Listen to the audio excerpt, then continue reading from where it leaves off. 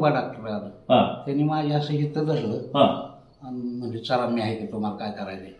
म्हणलं करायचं काहीच नाही म्हणलं, मी काय बेस नाही म्हणलं डॉक्टरला म्हणलं, पण चला म्हणजे बसलो जाऊन बसलो मी इथं, बाबा इथं, डॉक्टर ह्या बाजूला आणि तिथं एक जण 4 जण बसलो. मागं काय राहिले बाबा, पुढं स्वरूपराजे राहिले, ही बाकीची बुरुंगल्यानं दार लावलं, कडी लावली आणि दाराला असं पाटाने घेऊन उभा राहिलं सर. तर म्हणलं काय विचार काय तुमचा बाबा, मी म्हणलं. त्यांनी मागावलं थांबसा. तोपर्यंत आमची चालू झाली तिथं थोडी मुलाखत त्यांची. तर म्हणलं मी काय लेखी मागत होती प्रांताला, तुम्ही लेखी द्या की आमचं काय नाही, तक्रार नाही, अजिबात देणार नाही म्हणलं. काय तुम्हाला काय करायचं असेल ते करा म्हणलं, ह्याच भाषेत सांगितल्यानंतर मग तिथं झाला कालवा. त्यांनी ते हामतोमा सुरुवात केली की स्वरूपराजावर मी बुट उगारला, परत त्या माग बोंद्रे होतं त्याची मंडळी उपसभापती महादेव बोंद्रे, त्याला बी मी एक बुट उगारला. मग तिथनं पुढं मग ते चिडाचिडी झाल्यावर दार उघडलं बाबांनी. बाबा म्हणजे बुरंगले दार उघडा, कालवा झाला ना, मिटिंगच चालली तिथे. मग सगळी लोक बघायला लागली काय झाले. आपल्याला काय त्यांनी बोट बीट लावलं नाही.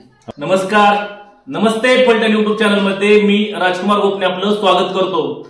आगामी जिल्हा परिषद आणि पंचायत समितीच्या निवडणुकीच्या पार्श्वभूमीवरती नमस्ते फलटण युट्यूब चॅनलच्या माध्यमातून आपण फलटण तालुक्यातील जे काही माजी पंचायत समिती सदस्य, माजी जिल्हा परिषद सदस्य होऊन गेले, यांच्याशी आपण भेटतोय, बातचीत करतोय. आज आपल्याशी आपण भेटणार आहोत फलटण पंचायत समितीचे माजी सदस्य आणि ज्यांनी धडाडीने काम केलं होतं असे पोपटराव हिवरे, जे ज्येष्ठ नेते आहेत, त्यांच्याशी आपण भेटणार आहोत, त्यांच्याशी बातचीत करणार आहोत. आपलं नमस्ते फलटण युट्यूब चॅनल मध्ये खूप खूप स्वागत. धन्यवाद. खरं तर तुम्ही एक आक्रमक पंचायत समिती सदस्य म्हणून फलटण पंचायत समितीला काम केलं होतं. तुम्ही किती साली त्या ठिकाणी निवडून गेला होता, कुणाविरुद्ध निवडून गेला होता? 2001 साली निवडून गेलो होतो गौंड वकिलाच्या विरोधात. त्या पंचायत समितीचा गण कोणता होता नेमका? गुणावरे पंचायत समितीच्या गणातून. तुम्ही कोणत्या पक्षामधून त्यावेळेस निवडून गेला होता? काँग्रेस. आणि किती मताधिक्याने विजय झाला होता? 97 पदाने निवडून गेला होता. अतिशय म्हणजे खूप गाजून निवडणूक झाली होती. मला तुम्ही हे सांगा पहिल्यांदा, त्या अगोदर आता तो झाला आपला पंचायत समितीचा, तुमच्या राजकारणाची सुरुवात कशी झाली नेमकी? राजकारणाची सुरुवात गावातल्या ग्रामपंचायतीच्या माध्यमातून सुरुवात झाली. ती 78 सालापासून सुरुवातीला. 78 सालाला तुम्ही काय नेमकं, तुमचं गाव टाकळवाडी. काय नेमकं तुम्ही पॅनल तयार केलता, उभा राहिला होता? पॅनल तयार केलता, अख्खा पॅनल तयार केलता. कितीची बॉडी होती सगळी त्यावेळेला? 7ची बॉडी होती. बर, तुम्ही त्या पॅनल मध्ये स्वतः होता. कुठल्या पक्षातनं, कुठल्या गटात नव्हता त्यावेळेस? काय त्यावेळेस काय गटबीट नव्हता कोणी काय. बर, स्वतंत्र म्हणून लढलो. स्वतंत्र लढत आहे. हो. आणि मग 7 मध्ये किती सदस्य निवडून आलं तुमचं? सगळं चालतं. 7 चे 7 सदस्य निवडून आलं. असं पहिल्यांदा तुम्ही ग्रामपंचायत मध्ये एंट्री केली त्या ठिकाणी. एंट्री केल्यानंतर मग सरपंच वगैरे कोणाला बनवलं? काय उपसरपंच मी झालो. आणि सरपंच यशवंत शिवराम मेन. त्यावेळेस 7 चे 7 सदस्य तुमचं निवडून आलं. मग ते पुढे तुम्ही पुढच्या त्यावेळेस पहिल्यांदा तुम्ही ग्रामपंचायतला गेला, त्याच्या पुढच्या पंचवार्षिकला पुन्हा उभा राहिला नाही? राहिलो. त्यावेळेस काय झालं नेमकं? त्यावेळेला आपली बॉडी निवडून आली. बरं. मी स्वतः सरपंच झालो. स्वतः सरपंच झाला म्हणजे 82-83 ला तुम्ही स्वतः सरपंच झाला.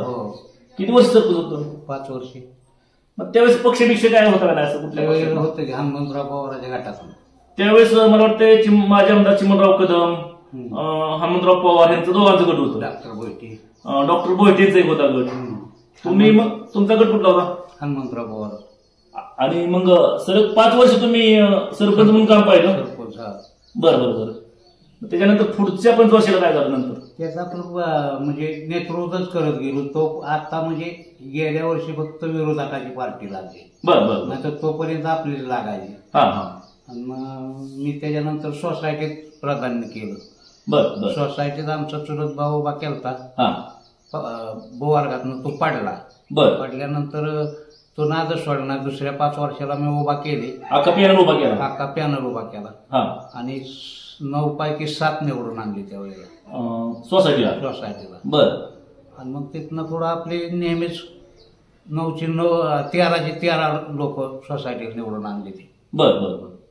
आणि मग हे सगळं करत असताना मग पंचायत समितीला कसं काय उभं राहिलं? पंचायत समितीला चिमणराव कदम भागात फिरलं. त्यांना कुठं उमेदवार भेटाना. म्हणून त्यांनी काय केलं, अच्युतराव खराटे, बजरंग गावडे, पोपटराव काकडे 5-6 जणी लावली इथं टाकळवाड्यात. ते सोपान काका फुले त्यांचा संपर्क साधला. त्यांनी सांगितलं की पोपटरावला घेऊन फलटणला या. मी होतो निंबळकच्या बँकेत, ट्रान्सफर चाललो होतं लोकांचं आपलं विकास सोसायटीचं. तिथं आले गाडी घेऊन. सोपान काकांना मला वाटतं अच्युतराव खराटेमध्ये गावात चाला. गेलो, गावात बसलो आणि मला म्हणले, साहेब म्हणलेत की तुम्हाला घेऊन या पंचायत समितीवर उभं राहायचं. म्हणलं आपल्याला काय राहायचं नाही म्हणलं. त्यावेळेस साहेबाची माझी ठरावावरनं कचकच झाली. आपल्या सोसायटीच्या ठरावावरून जिल्हा बँकेसाठी. म्हणलं आपल्याला काय साहेब तिकीट द्यायचं नाही तर निष्कारणी कशाला. ती अच्युतराव म्हणली तुम्हाला काय करायचं पोपटराव चाला. तर तिथं गेलो आम्ही. बीएड कॉलेजला मला ते बालगंगेच्या तिथं त्यांचं कॉलेज होतं. बीएड कॉलेज होतं. तिथं गेलो, त्यांच्या मुलाखती चालल्या होत्या. आत गेल्यावर निरोप दिला म्हणजे सोपान काका पोपटीवर आले. बाकी सगळी बाहेर काढली आणि आम्हाला दोघाला 3 आम्ही आत. मला म्हणले साहेब म्हणले तुम्हाला तिकीट देतो. म्हणलं साहेब तिकीट देताय पण म्हणलं माझ्या अंगावर एवढी कपडे साहित्य, तिकीट देऊन काय उपयोग आहे म्हणलं, कारण मी कसा लागणार म्हणलं. साहेब म्हणले तुला काय करायचं, मी आहे की म्हणल्यानंतर म्हणलं बघा फक्त एक आठ टाकली त्यांना की तुम्ही जर मला आज होय म्हणला तर उद्याच्याला कोणाला हे म्हणलं उद्या कोणी येईल तुमच्याकडे पळत सुटलं ना आम्हाला तिकीट द्या म्हणत तर तुम्ही बदलला तर मग तुमचं माझं काय बरं नाही व्हायचं. साहेब म्हणले मी कधीच शब्दाला म्हणले बदलत नाही म्हणले. ठीक आहे म्हणलं राहिलो. मला म्हणले तुम्ही जिल्हा परिषदेचा माणूस बघा. आता म्हणलं साहेब मी आता तुम्ही सांगताय पण माझ्या एवढे ओळखी बी नाही मी कुठं हुडकायचं म्हणलं जिल्हा परिषद साहेब. तर मग तरी म्हणलं बघतो. त्यात आडावसर निघालं होतं फलटणला. मी वाजेगावला बसलो होतो, त्याच्या टपरीवर बसलो होतो आपलं गप्पा मारत. तेवढ्यात आडावसर दिसलं. त्यांना बोललं या इकडं. शिहा बी सांगितला की राजगुरू नाही काही पायाने अपंगायचे 2 जण निघाले होते. म्हणलं कुठं निघालाय. शिहा घेतला आधी. म्हणलं तुम्ही कुठं निघालाय. म्हणजे चाललोय जे तिकीट दिल त्याच्या बाजूने उभं राहायचं. बरं ठीक आहे म्हणलं. तर तुम्ही म्हणलं राजांच्याकडे गेला तर राजे काही तिकीट देणार नाही. तर तुम्ही एक काम करा म्हणलं तुम्ही चिमणराव काकमाकडे जा. त्यांना विचारा. आणि मी काय त्यांना सांगितलं नाही मला सांगितलं. ते गेले तिथं. गेल्यावर संध्याकाळी इथं 8-8:30च्या दरम्यान इथं सफरात राहत होतो. तर साधारण 30-40 फूट सफार होता आपलं. ती संध्याकाळी आली. आल्यानंतर म्हणली ओके म्हणली साहेबांनी सांगितलं राहुबा म्हणून. ते काय म्हणलं मग आता मी पंचायत समितीला तुम्ही जिल्हा परिषदेला निकाल घे म्हणून एक पवारवाडीचं त्या गाणात उभा केला. त्यावेळेस मागासवर्गीयच होतं जिल्हा परिषद. ती पंचायत समिती मागास. पंचायत समिती मागासवर्गीय राहिलो उभा. राहिल्यानंतर संध्याकाळी ते आले इथं आडावसर आले. जेवण त्यांना दिलं दोघाला. आम्ही जेवलो. म्हणजे सांगितले साहेबांनी बरं ठीक आहे म्हणलं तुम्ही तुमच्या पद्धतीने सुरू करा प्रचार. मी बी माझ्या पद्धतीने फिरायला सुरुवात करतो. मग मी आपलं काय करायचो रोज सकाळचं जेवण बिवण केलं की भागात फिरायचो. बऱ्यापैकी ओळखी होत्या त्याच्यामुळं फिरून गाठी भेटी बऱ्याच लोकांच्या घेतल्या. काय नेमकं झालं त्या पंचायत समितीला निवडणुकीत तुम्ही किती मतांनी निवडून आला. जिल्हा परिषद सदस्याचं काय झालं त्या पोलीसच्या पंचायत समिती काय सांगतो की. तर ते भागात आधी तिकीट द्यायच्या अगोदर भागात फिरलो. फिरल्यानंतर थोडासा अंदाज घेतला. अंदाज घेतल्यानंतर म्हटलं काय व्हायचं असेल तर राहू आपलं. त्यानंतर मग तिकीट दिल्यानंतर आडावसर राहिलं ह्याच्यातनं. मी इकडून उभा राहिलो गुणावळे गटातनं. जिल्हा परिषद आडावसर राहिलं आणि पंचायत समितीला निकालजी पवारवाडीचं उभा राहिलं. निकालजीच असं आडनाव. 3 जणी उभा राहिल्यानंतर निकालजी काय एकदम गरीब माणूस होतं. त्याचा काय प्रचार बी नाही काहीच नाही. आडावसर मी माझ्या पद्धतीने मी प्रचार केला आणि ते निकाळीन त्याच्या पद्धतीने त्याच्या गाण्यात केला प्रचार. तुम्ही निवडून आला त्या ठिकाणी? हां, आडाव सर मला वाटते 300 का 350 मतांनी पडलं फक्त. हो, लय घासून झालं. हो, घासून म्हणजे लय घासून झाले. माणूस चांगला होता. तुम्ही निवडून गेला, पण मला एक आठवतं तुमच्या बरोबर पोलीस असायचं बरोबर आहे. पोलीस ते विकास कामाच्या बाबतीत वाढले जे लोक आले रविवारच्या सुट्टीत माझ्याकडे. पंचायत समिती नाही, हिथं आली घरी रविवारच्या सुट्टीत. बर. 5-6 बाया आल्या, 2-3 पुरुष आलं. म्हणले कोणी पाठवलं काय माहित नाही, पण म्हणले नाना तुम्ही पंचायत समितीला आहे. म्हणलं हो. आणि आमचे जुने संबंध होते त्या लेडीज कामाला यायच्या तिकडून वडल्याच्या त्या. बरं. तर म्हणले असं असं काम चाललंय ह्याला,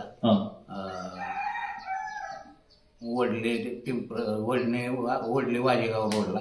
आणि आम्हाला रोज म्हणजे तिथं ते गिरी साहेब आणि ती माणसं येते दम देते ती आणि सांगते ती किती 11 रुपये हजेरी आणि 3 किलो गहू देत होती. ठीक आहे म्हणलं, मी येतो त्याच्याला कामावर. मग गेलो कामावर. तिथं जो मुकदम होतं भोसले, त्याला सांगितलं तळाट्याला याला बोलवून घे. ती लोक सगळी गोळा केली. त्यानंतर त्यांना सांगितलं किंवा त्यांना हाजऱ्या किती दिली. त्याची त्या गटाची तिथे जाऊन लघवीला कुठं गेले, कोण पारसाकडे गेले, संडासला वगैरे निघून गेले. दबारा लोक मेन त्यातून निघून गेले, तिकडं आलेच नाही. सगळ्याच्या सह्या बिया घेतल्या आणि तिथनं फलटण गाठलं. फलटणला गेलो, प्रांताला निवेदन दिलं. त्यात अरविंदबाई नुकतंच म्हणजे आम्ही उभा राहिलो, निवेदन देऊन मी खालतं तोंड करून प्रांतापेक्षमध्ये उभा राहिलो. आत गेल्यानं मला काय माहितीच नाही. अरविंदबाई ती गेले परत आले, माझ्या पाटाने थाप टाकून गेलं. आणि म्हणलं काहीतरी झालेलं दिसतंय म्हणलं. मग आपलं त्यांनी नेलं असेल ते. त्याच्यावर दुसऱ्या दिवशी तो बापूराव ते होता ना त्या गाण्यातनं. काय सदस्य. ठीक आहे. त्यांनी मला निरोप दिला, पोपटराव तुम्ही आपण बाबाकडे जाऊ, काम आहे. 2-3 वेळा सांगितलं. म्हणलं मी काय बाबा येणार नाही त्यांच्या घरी बिरी म्हणलं. त्याच्याबरोबर मग पंचायत समितीत बसलो होतो. बाबांचा फोन आला मला कारखान्यातून. फोन आल्यानंतर बाबा म्हणले पोपटराव तुम्ही इकडे या. तर म्हणलं कुठं? तर म्हणजे श्रीराम कारखान्यात. म्हणलं माझं काय ते कार्यक्षेत्र नाही, तुम्हालाच यायचं असलं तर पंचायत समितीत या, मी काय येणार नाही. डायरेक्ट सांगितलं, मी काय येणार नाही म्हणलं. त्याच्यावरती चिडाचिडी झाल्यावर तरी 1-2 बाऱ्या मध्यस्थी माणसं घातली. आणि त्यानंतर मग पंचायत समितीत बाबा आलं. त्यांचं 13 जणांचं टोळकं झालं. मुरुंबे सर आलं, बाबा आलं, शोभा डॉक्टर आलं, 13 जणी आले. स्वरूपराजे आलं. आणि मला बोलावं, मिटिंग चालू होती. म्हणलं मी काय येणार नाही, शिपायाला सांगितलं तुम्ही म्हणलं मिटिंग झाल्यावर बघू काय असेल ते आल्यावर 2 वेळा शिपायाला मी काय येणार नाही म्हणलं. त्यांनी जाऊन सांगितलं. मग शोभा डॉक्टर आलं. त्यांनी माझ्या असं हिथं धरलं आणि म्हणजे चला मी आहे की तुम्हाला काय करायचंय. म्हणलं करायचं काहीच नाही म्हणलं, मी काय बेस नाही म्हणलं डॉक्टरला म्हणलं. पण चला म्हणजे बसलो जाऊन बसलो. मी इथं, बाबा इथं, डॉक्टर ह्या बाजूला आणि तिथं 1-2 बसलो. मागं काय राहिले उभा, पुढं स्वरूपराजे राहिले, बाकीची बुरुंगल्यानं दार लावलं, कडी लावली आणि दाराला आसपाटाने घेऊन उभा राहिला सर. तर म्हणलं काय विचार काय तुमचा बाबा? मी म्हणलं. त्यांनी मागावलं थांबसाप. तोपर्यंत आमची चालू झाली तिथं थोडी मुलाखत त्यांची. तर म्हणलं मी काय लेखी मागत होती प्रांताला, तुम्ही लेखी द्या की आमचं काय नाही, तक्रार नाही, अजिबात देणार नाही म्हणलं. काय तुम्हाला काय करायचं असेल ते करा म्हणलं. ह्याच भाषेत सांगितल्यानंतर मग तिथं झाला कारवा. त्यांनी ते हामतोमा सुरुवात केली की स्वरूपराजेवर मी बुट वगारला. परत त्या माग बोंद्रे होतं, त्याची मंडळी उपसभापती महादेव बोंद्रे, त्याला बी मी एक बुट वगारला. मग तिथनं थोडं मग ते चिडाचिडी झाल्यावर दार उघडलं बाबांनी. बाबा म्हणजे बुरंगले दार उघडा. कारवा झाला ना, मिटिंगच चालली तिथे. मग सगळी लोक बघायला लागली काय झाले. आपल्याला काय त्यांनी बोट लावलं नाही. त्या म्हणजे परिस्थितीत होती. त्यानंतर काय झालं? त्यानंतर काय ती गेली निघून. त्यानंतर एक दिवस मी गिरवीत जाऊन बसलो. बर. गिरवीत गेलो की ती दिवशी काही साहेबाची गाठ पडली नाही. दुसऱ्या दिवशी इकडून असंच गेलो, गिरवीत थांबलो. बाबा साहेब बाहेर आलं रविवारचं सकाळचं. निघालो पुण्याला. म्हणजे साहेब असं झालं. मला म्हणजे पाठव्या तुला कोणा सांगितलं होतं? आता हेच सांगत होतं की त्याची चड्डी फेर त्याचा पॅन्ट काढ. आणि म्हणजे तुला कोणी सांगितलं होतं? तो बघ. आयला म्हटलं अवघडच आहे म्हटलं. म्हटलं आता जा. गेलो गावात पोलीस स्टेशनला. एक अर्ज दिला पोलीस स्टेशनला. आणि ते पी एस साहेब होतं काय माझ्या आठवणीत नाही. ती डुप्लिकेट मी आपलं कार्बन टाकलं त्यावेळेस काही जाहिरात वगैरे सही नव्हती. कार्बन टाकून डुप्लिकेट सही घ्यावा. त्या हवालदारांना म्हणलं सही जावणार. तर ती काय आणणार असं नाही. जायचं साहेब म्हणजे सही देणार नाही. मग गेलो ती दोन्ही कॉप्या घेऊन साहेबाच्या पुढे बसलो. म्हणलं सही द्या साहेब. तर म्हणले तुला काय करायचंय सहीला? म्हणलं काय करायचंय म्हणजे? म्हणलं ही म्हणलं उद्या त्याला पोचा पोसायला म्हणलं कागद टाकचाल म्हणलं तुम्ही. पोच घेतली तुम्ही? पोच मला पहिली पाहिजे. ते काय ऐकत नव्हतं साहेब. म्हणलं थांबा मला फोन लावायचा आहे. ते फोन वाढला की साहेबांनी तिकडे फोन वाढला की ते पिनने साठली दगड इकडं पडलं आणि ते माझ्या हातात फिरायचं काय ते. राहिल्यानंतर साहेब म्हणजे आणलं तिथला शिक्का मारला. साहेबांनी सही काढून मला पोच दिली. बरोबर. तुम्ही साहेबांना फोन करत होते? हो. मला एक करायचं नव्हता मला. दाखवलं त्याला हे नुसती चिठ्ठी काढायला मला फोन. तुम्ही ज्यावेळेस निवडून आला त्यावेळेस तुमच्याबरोबर किती सदस्य निवडून आलं त्यावेळेस? त्यावेळेला 1 2 3. सत्ताधारी गटाचं किती आलं? तुमच्या गटाचं किती आलं? सत्ताधारीचं आम्ही 3 आलतो. 13ची गोवाडी होती. 12ची असेल? नाही 12 किंवा 14? 14ची होती. बरं 14. आम्ही 3 जण. तुम्ही 3 आला. डॉक्टर गोयटेंचं किती आलं? डॉक्टर गोयटेंचं नव्हतं कोणी आलं. हनुमंतराव पवारांचं किती आलं? हनुमंतराव पवार नव्हते ना, हयात नव्हतं. म्हणजे तुमचं 3 आणि राजे पार्टीचं 9 आलं मला वाटतं. असाल. आता तुम्ही नंतर पंचायत समिती सदस्य म्हणून काम पाहिलं. पण सांगली मतमोजणीला आज गेलो आम्ही. नंतरच्या पुढच्या पंचवार्षिकला? नाही त्याच पंचवार्षिकला मतमोजणीला आज गेलो. अगोदर ज्यावेळेस तुम्ही विजय झाला सत्य आज गेल्यानंतर त्यांनी काय केलं, काय काय सदस्य दम देऊन बाहेर हाकलून गेले. तो पिट्टो बाबाच्या कमराला पिस्तूल, तुमचा प्रांत तो पुण्या त्याला गेलेला बघा, मला आठवत नाही ना, सातारला गेलेला प्रांत, काय त्याचं नाव होतं ते, प्रांताला दोघाला फिरवून सदस्य म्हणजे उभा राहिलेल्यांना बाहेर ढकलून काढलं मतमोजणीच्या वेळेस. ती माझ्याकडे आल्यानंतर त्या प्रांताचंच मी गोचुरा धरलं. बरं. म्हणलं कोण रतो? मला म्हणजे तू कोण?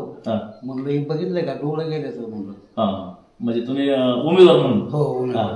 मला हे सांगा ना, ते तुमचं संरक्षण किती दिवस होतं मग तुमच्या बरोबर? मला ते संरक्षण माझ्याकडं साधारण ते रामराजे लागलं लगा पाया पडतो, कशाला आमचे आबरो घालावतोय, कशाला तुम्ही ती सारखं पोलीस गाडी बसून जायचं, लग्नात गेले की तुमच्या बरोबर पोलीस लग्नात गेल्यावर ते लग्नात त्याच्यात रामराजे म्हणायचं, मी जाऊन रामराजे बशीच बसायचो ना, ती म्हणायचं कशाला आमची आबरो घालावतोय.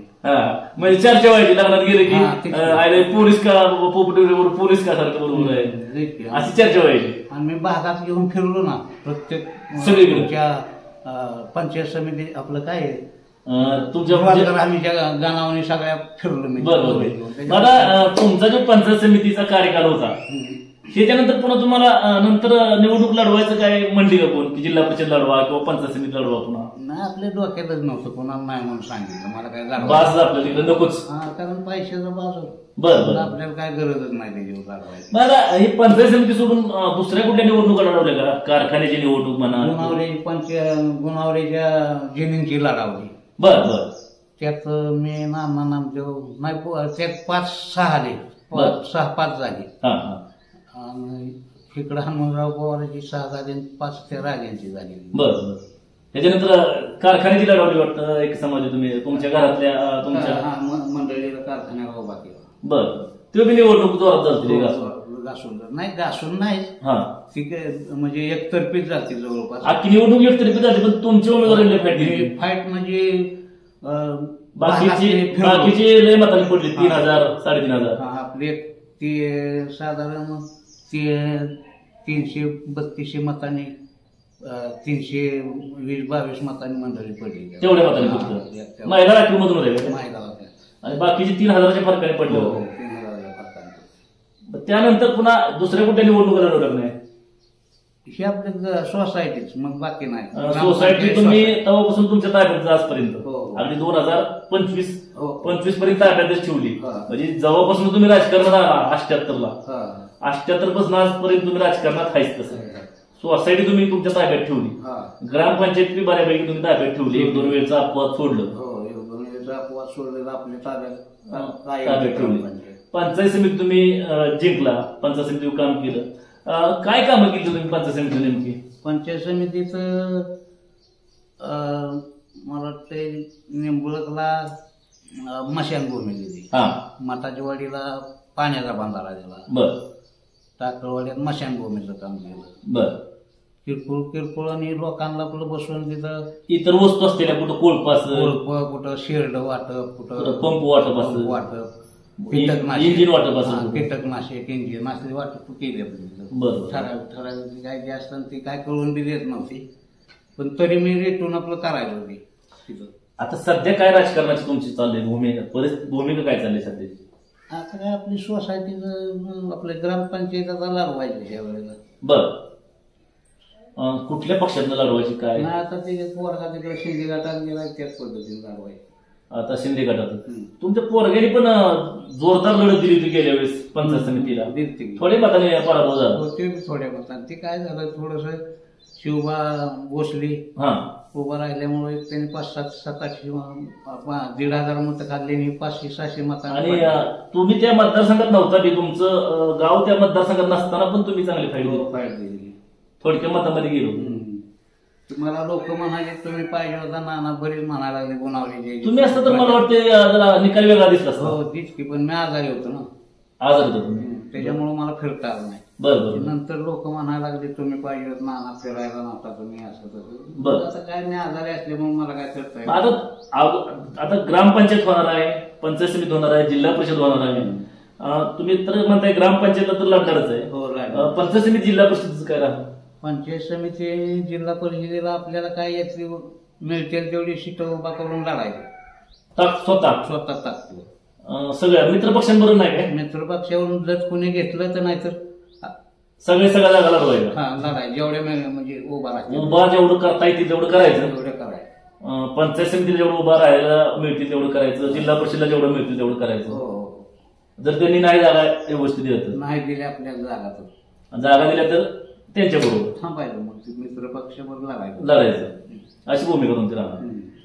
आता मला एक शेवटचं सांगा, आता राजकारण सध्याचं जे चाललंय आणि तुमच्या काळातलं जे राजकारण होतं, अगदी तुम्ही आता 48 वर्ष झालं राजकारणात आहे तुम्ही. आता यावेळेच्या नवीन कार्यकर्ते जे असतील, तरुण कार्यकर्ते, त्यांच्यासाठी काय सल्ला द्याल तुम्ही? तरुण कार्यकर्त्यांच्या कोण तरुण आले तर आपल्या बाजूने उभा करायची. तरुण ते झालं की उभा करायचा ना विषय मी काय म्हणतोय, तुमच्या काळातलं राजकारण सोपं होतं की बाबा पैसे खर्च करावं लागत नव्हतं, तुम्हाला बळबळ माणसं उभा करावं लागायची. आता जर परिस्थिती तशी राहिली नाही. आताच्या राजकीय जे पुढे नवीन कार्यकर्ते आहेत बाबा 20 ते 30 वयोगटातले असतील, यांच्यासाठी काय सल्ला द्याल नवीन येणाऱ्या राजकारणाच्या कार्यकर्त्यांना? राजकारणात येणाऱ्यांना आपण काय स्वतः पैसे खर्च करायचं आणि त्यांना बी थोडं खर्च करा म्हणायचं आणि करायचं. आताच्या राजकारणाकडे कसं बघताय? आताचं राजकारण म्हणजे सगळं पैशावर सुरू झालंय. पैसेवाल्याचं राजकारण आहे सध्या तरी. तुमच्या काळात म्हणजे किती रुपया चालतो तुमची पंचायत समिती? माझं तरी गेलते 4-5 लाख रुपये गेलते त्यावेळेस. हो 5 लाख रुपये. तुम्ही तर कदम साहेबांना म्हणला होता की बाबा माझ्याकडे काय पैसे नाही. त्यांनी काय खर्चच केला नाही. त्यांनी एक अर्धा बॅरल डिझेलचा आणि एक मोडकी जीप, टपरी नसती का जुन्या जीवात, ती आणली. तिसऱ्या दिवशी ती बंद पडली. ही आणून लावली आणि मलाच बाकीचा खर्च करायला. आता उभा राहिल्यावर एकदा नाचायला लागल्या अंगानं वाकडं म्हणून जमत नाही. स्वतः 4-5 लाख रुपये घालवले त्यावेळेला. तेव्हा 4-5 लाख म्हणजे आता 50 लाख म्हणाले. तिकडून जवळजवळ 70 गाडी पुण्याहून नवी आलती. तुमचं काय गौंड साहेबांनी पाठवलेली प्रचाराला. बरं. मग मला बी त्या पद्धतीने उतरावं लागलं. लोकांना कुठं चहा पाणी, माझी जवळजवळ 100 माणसं 100-150 माणसं रोज फिरायला होती. त्यांना जेवण खाणं. तुमचं छोटं गाव होतं टाकळवाडा, पण ते गुन्हावऱ्याचं उमेदवार असून तुम्ही पाडलात त्यावेळेस. हो, पाडलं त्यावेळेस. चालते. त्या गुन्हावरीच्या उमेदवाराला थोडीशी लोक नाराज होते. फिरल्यावर मला कळलं की रा म्हणायची गुन्हावरीतली माणसं. ते वकील होतं. वकील होतं. तुमचं काय शिक्षण तुम्ही सांगितलं नाही खरं तर, सुरुवातीला राहून गेलं ते. माझं 5वी झाले. 5वी शिक्षण तुमचं. पण 1978 पासून आजपर्यंत सोसायटी तर तुम्ही ठेवलीच. हो, आणि ग्रामपंचायत पण अनेक वेळा. हो. आणि पंचायत समितीला एकदा तुम्ही गेला. ठीक आहे. तर हे होते खरं तर ह्यांचं वैशिष्ट्य सांगायचं म्हणजे स्वर्गीय माजी आमदार चिमणराव कदम यांना उमेदवारी मिळत नसताना आणि त्याच्या अगोदरचा एक प्रश्न राहून गेला खरं तर, ते ठरावाचं काय झालं तुमचं ते मला सांगायचं. ठराव आपला पाठवला होता. मी काय केलं, दोघच निवडून आलतो आम्ही सोसायटीला. एकटाच आलतो, एकटाच सोसायटीला. त्यांना काय डोक्यात नव्हतं. मिटिंग काढली. आमच्या मेहण्याचं लग्न होतं. मेहण्याच्या पोरीचं लग्न होतं. त्या काळात मी काय केलं. तुम्ही त्यांच्या पार्टीत होता का? कोणाच्या? कदम साहेबांच्या नव्हतो ना. मी हनुमंतराव पवारांच्या पार्टीत होतो. नंतर म्हणजे ठराव काढल्यावर चिमणरावने कुठं प्रतिसाद नाही दिला आपल्याला. हनुमंतराव पवार जिल्हा बँकेने निवडणुकीसाठी ठराव काढला. हा. आणि त्यातून तुमचं त्याचं फाटलं. अण्णांच्या पार्टीत होतं. हनुमंतराव पवारांच्या पार्टीत असल्यामुळे ते ठराव घेतला. अण्णा म्हणले बगडे जमलं. अहो म्हणलं अण्णा मी एकटा आलो निवडून कसा ठराव मिळाला. तुम्ही पण मिळाला तुम्ही ठराव? हो, ठराव कशा परिस्थितीत मिळाला एकट्याने. बाकी सगळे संचालक कोणाच होतं? त्यांच्यातले संचालक सगळे चिमणराव काकमाजी त्यावेळेला. बरं. आणि ती राजांची बी होती तशी. बरं. पण मी काय केलं, आपण 1-2-3 फोडली होती. मी एक चौथा.